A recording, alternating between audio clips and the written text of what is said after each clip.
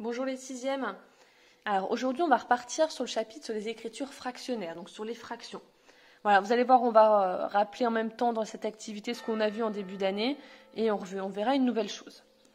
Donc dans cet exemple ici on a un rectangle qui représente le nombre 1, donc c'est une unité. Nous ce qu'on voudrait c'est représenter la fraction 1/2. Donc vous savez on avait vu ça en début d'année, que ici c'est comme si, alors au lieu de parler d'une unité je parle d'un gâteau. J'ai un gâteau qui est coupé en 2 parts égales et moi je vais manger une part. Donc ça veut dire que ici si je veux assurer la quantité que je vais manger, voilà, on va assurer une part sur 2. Voilà, cette part sur 2 ici, on pourrait aussi l'écrire comme là j'ai mangé la moitié du gâteau. Donc ça c'est aussi égal à 0,5. D'accord, ça c'est son écriture décimale. Voilà, on pourrait se demander comment on passe du 1 et du 2 là pour le 0,5. Ce qu'on a fait ici, c'est qu'on a partagé 1 en 2. Donc quand on partage ici, on fait une division.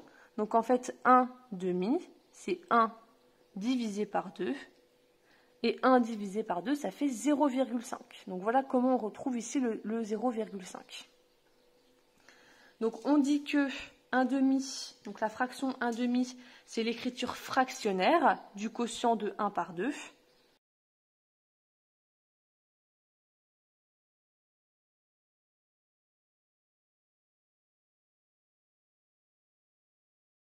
Donc là, c'est l'écriture fractionnaire.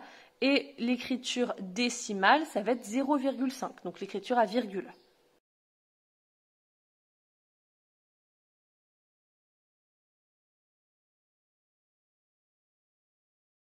Donc 1/2, c'est un nombre, tout autant que 0,5. Si dans une copie, je ne sais pas, pour une réponse, j'attends le 0,5 ou 1/2, que vous mettiez 1/2 ou 0,5, c'est juste, les deux sont justes.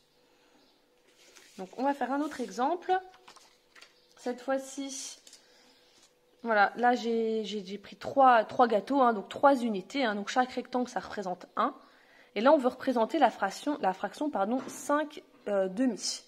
Donc encore une fois, c'est comme si vous aviez un gâteau qui est coupé en 2 parts égales et moi je vais manger 5 parts. Donc déjà on peut déjà se dire qu'on va manger plus d'un gâteau, donc c'est pour ça qu'on a besoin plus d'un rectangle. Donc là je mange une part coupée en 2, 2 parts coupées en 2, 3 parts, 4 parts, 5 parts. Voilà, au final j'ai mangé 2 gâteaux et demi. Donc encore une fois ici, on pourrait se demander comment avec le 5 et le 2 on obtient 2,5. Je vais vous redonner une autre façon de voir le 5/2. Regardez, moi ici j'ai pris 5 gâteaux que je vais couper en 2 parts égales. Donc si j'ai 5 gâteaux que je découpe en 2, d'accord, donc je vais manger ici du coup 2 gâteaux et demi. Donc je partage tout ça en 2. Donc en tout, j'ai 10 parts. Donc pour que ce soit bien séparé en 2, j'en mange 5. Et vous voyez, au final, on a colorié exactement la même chose.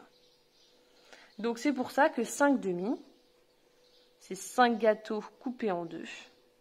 Donc c'est 5 gâteaux que je partage en 2, je vais bien faire une division. Et 5 divisé par 2, ça fait 2,5. Et on retrouve nos 2 gâteaux et demi ici. Voilà, donc c'est comme tout à l'heure, on va dire du coup que 5/2, c'est l'écriture fractionnaire du quotient de 5 par 2, pardon. Et 2,5, c'est son écriture décimale.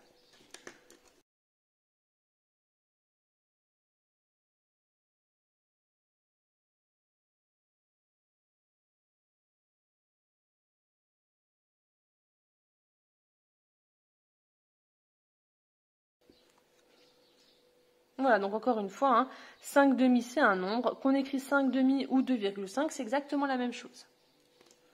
Et on va faire un dernier exemple. Voilà, on a encore un rectangle ici qui représente le nombre 1. Et moi, je voudrais représenter la fraction 1/3. Donc voilà, on peut revoir encore comme tout à l'heure ici. Moi, il faut que je partage en 3 parts égales mon gâteau, mon unité.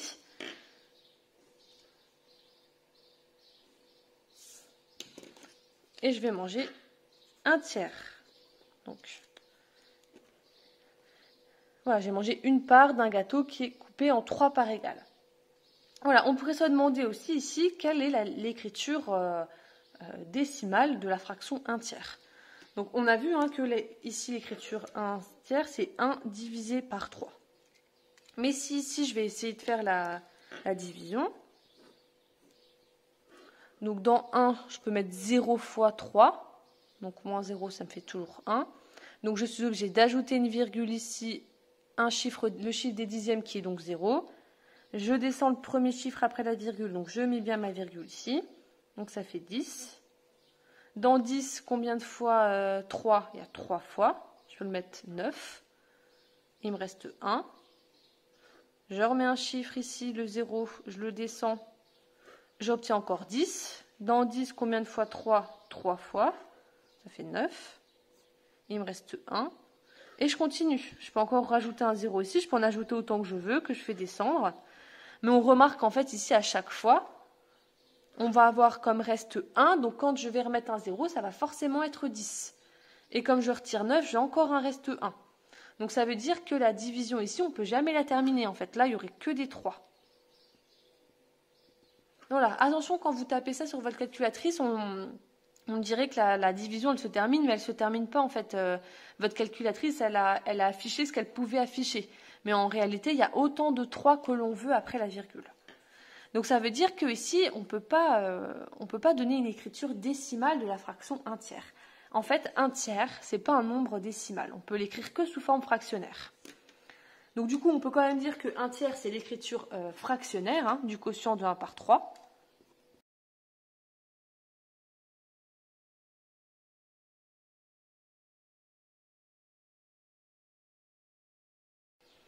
Mais attention, on ne peut pas trouver d'écriture décimale. Donc 1 tiers n'est pas un nombre décimal. Voilà, on peut juste donner une estimation, enfin un nombre, une valeur approchée. D'accord, donc c'est égal à 0,3333. Puis on peut mettre des petits points ici, des points de suspension. Voilà, donc ce qu'on peut retenir ici, c'est que le quotient A sur B ici, c'est égal à A divisé par B. Le grand trait de fraction ici, c'est une division. Donc quand on a ici des quotients, on peut les écrire soit sous forme fractionnaire comme c'est mis ici, on peut aussi trouver leur écriture décimale. Voilà, pour trouver leur écriture décimale ici, on a juste à faire 13 divisé par 5. Donc ça, on peut le poser au brouillon ici.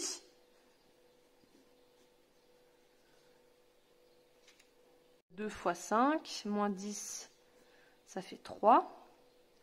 Je rajoute une virgule ici, un 0 ici, je remets bien ma virgule là.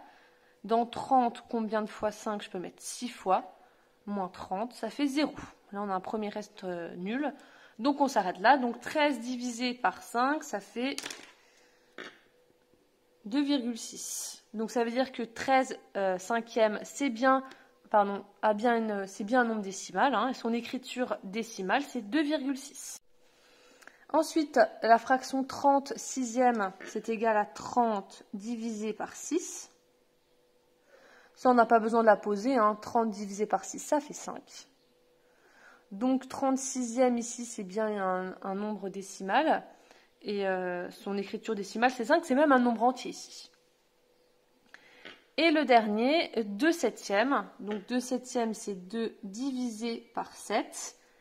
Alors ça, on ne sait pas faire de tête, mais on peut aussi la poser.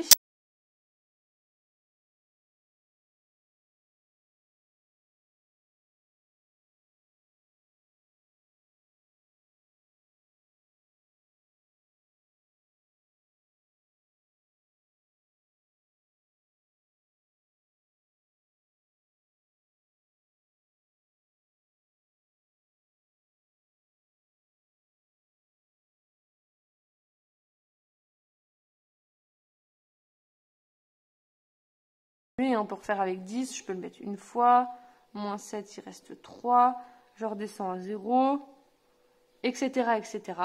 Voilà, ici, même si vous tapez à votre calculatrice, elle va vous donner du coup les premiers chiffres après la virgule, mais du coup, cette division se ne termine pas, donc ça veut dire que 2 septièmes, c'est pas un nombre décimal. On peut l'écrire que sous la forme fractionnaire, on ne peut pas l'écrire sous la forme décimale, donc avec une virgule.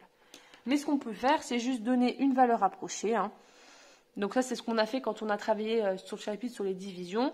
Voilà, moi si je veux un résultat, une valeur approchée par défaut, je ne sais pas moi, au millième, donc je vais donner par défaut les 3 premiers chiffres après la virgule, donc c'est à peu près égal à 0,285.